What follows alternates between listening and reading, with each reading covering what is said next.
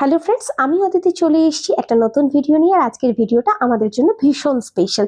আমরা দাঁড়িয়ে রয়েছি 13 নম্বর আমাদের বার্ডের দুর্গা মণ্ডপে। আমাদের বার্ড কাউন্সিলর প্রিয়াঙ্কা মল্লিক আয়োজন করেছিলেন মাধ্যমিক আর উচ্চ মাধ্যমিক পরীক্ষায় উত্তীর্ণ ছাত্রছাত্রীদের হাতে তুলে দেবে সার্টিফিকেট আর মেমেন্টো। এখানে উপস্থিত ছিল অনেক বিশিষ্ট অতিথিবর্গ, উপস্থিত ছিলেন আমাদের খাদ্যমন্ত্রী রথীন ঘোষ। আজ আমার ছেলেও এনলিস্টেড আছে, ও উঠে পড়েছে স্টেজে, আর ওকেও দেওয়া হচ্ছে মেমেন্টো, সার্টিফিকেট, পেন। একটা স্টুডেন্টের কাছে এর থেকে সুন্দর মুহূর্ত বোধহয় হতেই পারে না।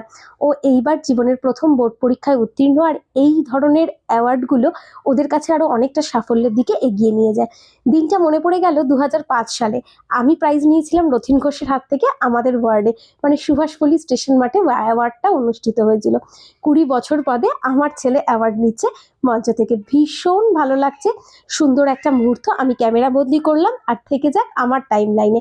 আর ওকে যে মানে মেমেন্টো আর সার্টিফিকেট দিল, সে ওর প্রিয় টিচার শাশ্বত স্যার, শাশ্বত হালদার, যার কাছে আমার ছেলে রিসেন্টলি 11-এ ম্যাথ করছে। দেখো কি কি দিয়েছে, মিষ্টি, পেন, ফুল, অ্যাওয়ার্ড আর সার্টিফিকেট। এটা একটা ছাত্রের কাছে যে কতটা মূল্যবান সেটা আর আলাদা করে বলতে হবে না। তোমরা ওকে আশীর্বাদ করো। চলো টাটা।